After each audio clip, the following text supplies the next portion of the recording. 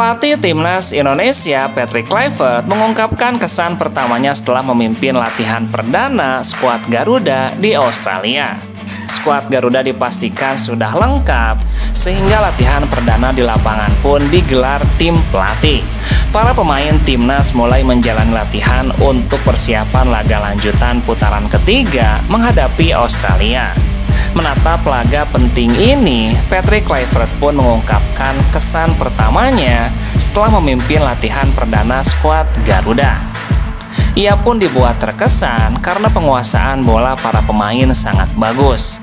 Kesan pertama saya sangat baik. Dalam latihan tersebut, Rizky Ridho dan kawan-kawan dinilai menunjukkan kualitas permainan yang apik. Untuk itu, pelatih berusia 48 tahun tersebut merasa senang dengan latihan perdana tim Merah Putih. Kami melakukan serangkaian latihan umpan dan permainan penguasaan bola. Saya melihat kualitas dalam permainan mereka, tuntasnya.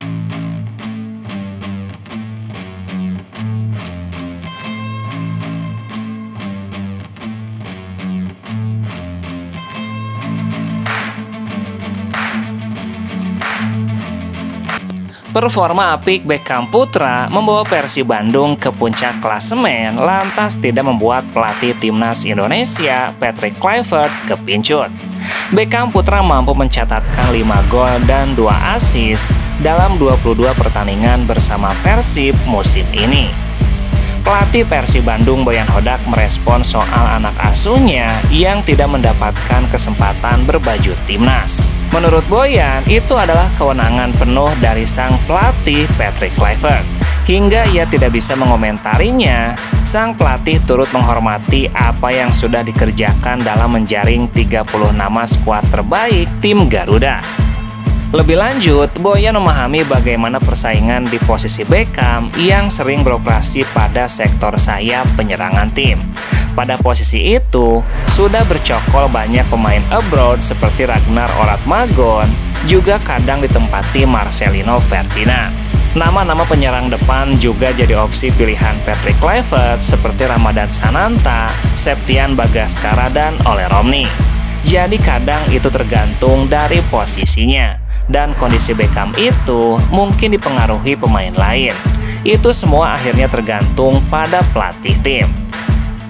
Secara pribadi, Boyan mengungkapkan jika Beckham adalah pemain potensial yang dibutuhkan oleh Persib Bandung.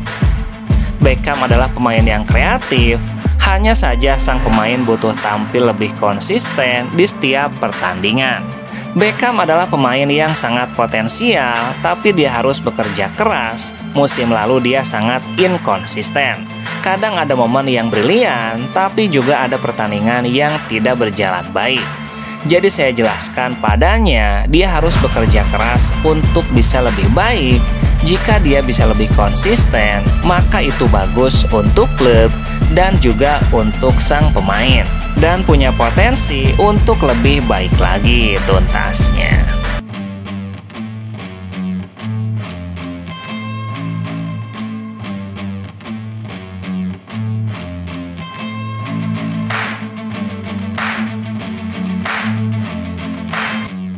Persebaya Surabaya tengah menghadapi fase krusial dalam kompetisi Liga 1 musim ini.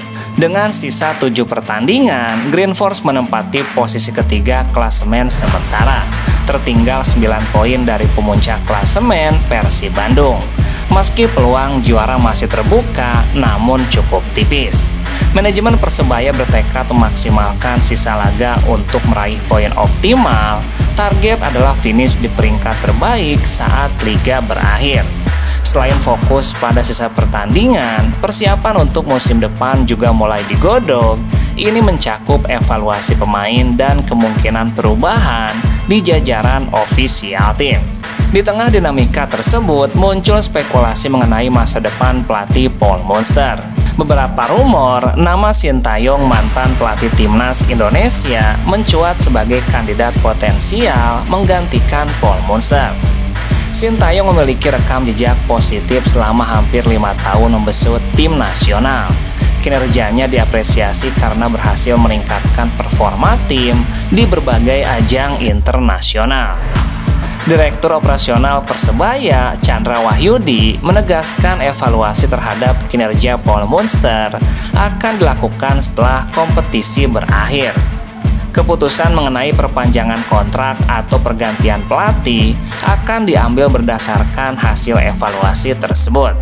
Untuk Coach Munster, kita memang belum memutuskan terkait masa depannya bersama Persebaya.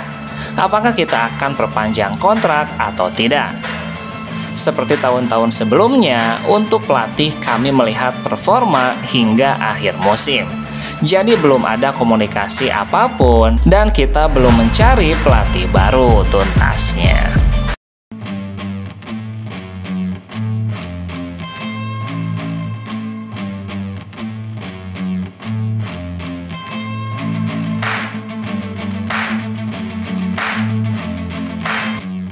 Gelandang Persib Bandung, Rahmat Irianto, kini tinggal menghitung hari bersama Persib Bandung.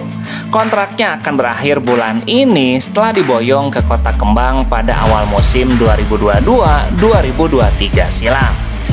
Saat pertama kali diboyong, Irianto diikat kontrak selama 3 musim.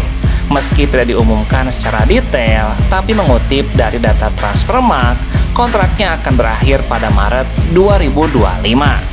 Alhasil, nasib pemain yang akrab disapa Rian di Persib itu masih tanda tanya. Sementara itu, belum ada tanda-tanda dari klub untuk perpanjangan kontrak pemain bernomor punggung 53 tersebut.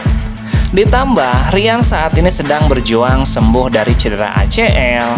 Musim ini, di saat performanya sedang konsisten, Rian malah harus melewatkan sejumlah pertandingan penting bersama Persib. Padahal sebelum cedera, Rian sedang dalam performa terbaiknya.